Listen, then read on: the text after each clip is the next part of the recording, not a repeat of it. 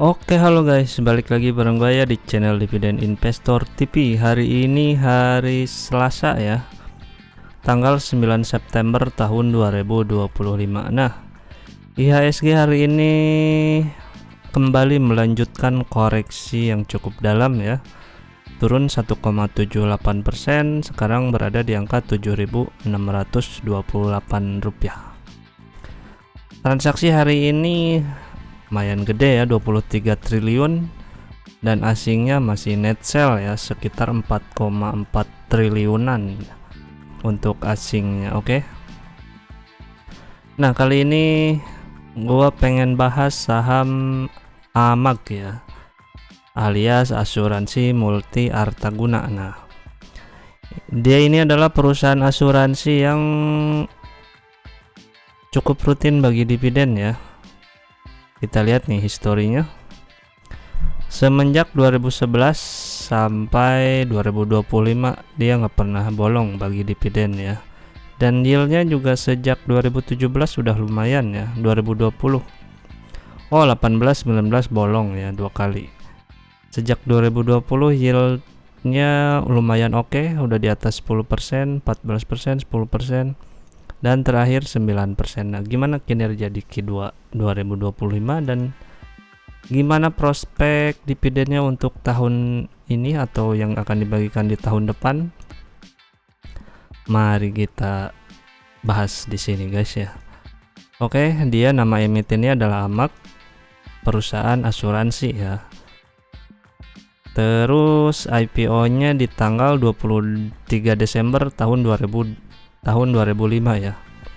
Lumayan cukup lama ya, udah 20 tahun. Cuman untuk bagi dividennya mulainya di 2011 ya. Jadi 6 tahun kemudian baru bagi dividen. Harga IPO saat itu di Rp105 dan lembar saham saat IPO 240 juta lembar saham. Dan hasil IPO-nya kurang lebih 25 miliaran ya. Terus saham free float-nya ada di angka 11,2%. Nah, untuk transaksi hariannya cukup kecil ya.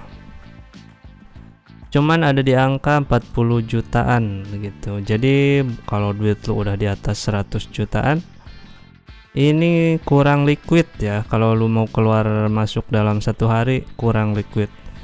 Pastikan gunakan dana di bawah 50 juta ya. Jadi kalau lo mau jual dalam satu hari itu langsung habis semuanya gitu, nggak butuh berhari-hari. Terus lembar sahamnya sekarang ada di 5 miliar lembar saham dan harga closing hari ini ada di angka naik ya.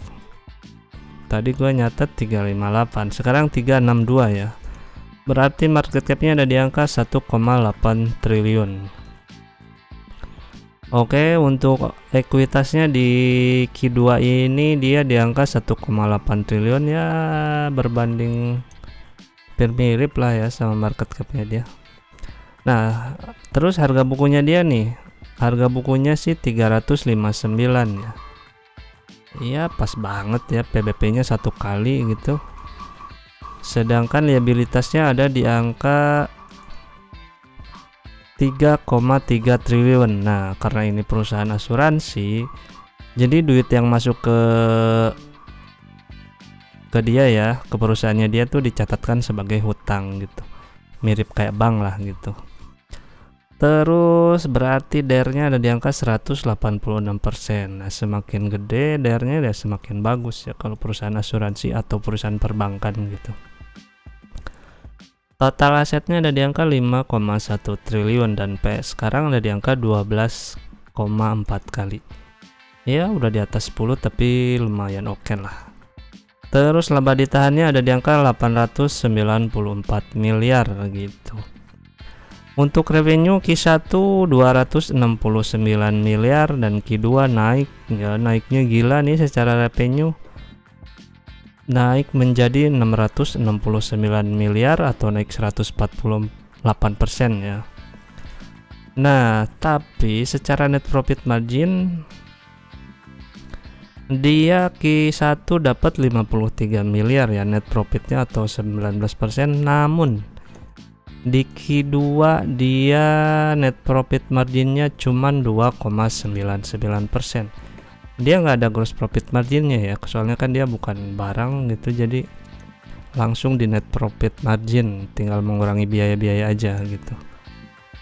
Nah, turun jauh nih di Q2, meskipun revenue-nya naik tapi net profitnya malah anjlok ya, cuman 20 miliar sisanya, atau 2,9%, turun 62%. Kenapa begitu? Nah, kita lihat aja di finansialnya dia. Nah, beban usahanya naik banyak ya. Ini 269, Q1 beban usahanya 213. Nah, kalau ini 648. Nah, apa yang menyebabkannya itu? Kita lihat aja langsung. Nah, di sini udah disediakan sama si Stockbit ya.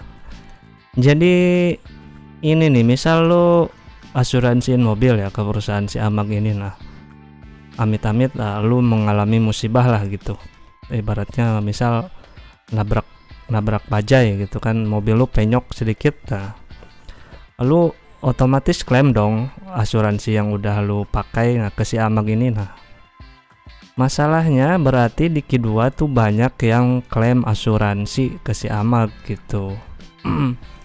Sehingga klaim asuransinya membengkak sampai 430 miliar ya. Kalau Q1 cuma 271 miliar yang ngeklaim, dan Q2 juga kalau Q2 malah lebih banyak lagi yang ngeklaim ya. Banyak yang kecelakaan atau gimana, banyak yang terkena musibah gitu. Akhirnya menggerus labanya dia gitu.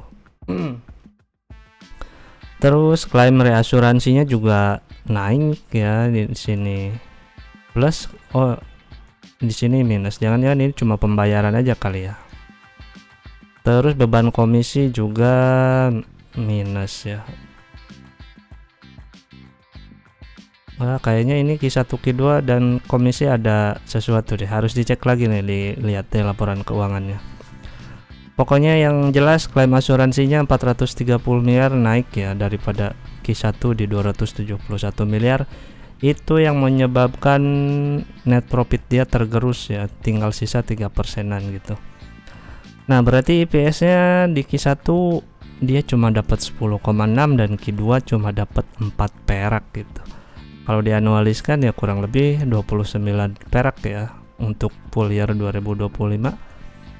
Ya, semoga aja Q3 sama Q4-nya bisa naik lagi lah ya. Jadi minimal nanti target 10% bisa dapat nih dividen yield-nya gitu. Terus dia bagi DPR-nya berapa nih? Tahun kemarin sih 87,5%. Kita ikutin aja ya.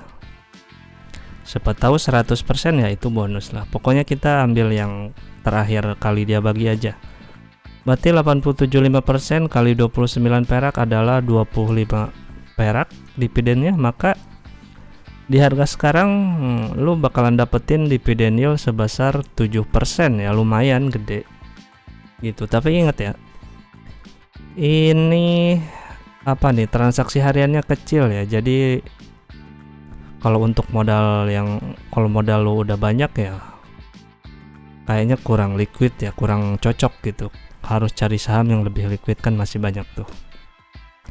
Tapi kalau modal lu masih mini ya, masih sedikit ya, ini cocok-cocok aja sih gitu. Berarti harga warasnya ada di angka berapa nih? Ada di angka 256 sampai 511 perak ya. Gitu. Harga waras dia. Ini tadi udah dibahas, nah segitu. Semoga apa yang gue sampaikan ada manfaatnya ya tentang si saham Amag.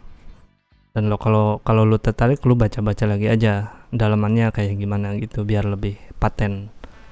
Oke, sekian dulu video kali ini, mudah-mudahan ada manfaatnya. Dan semoga ekonomi ke depan dengan Menteri Keuangan yang baru, semoga ada perubahan ke arah yang lebih baik lah ya. Semoga aja. Oke, terima kasih. Karena hutang harus dibayar. Bye bye.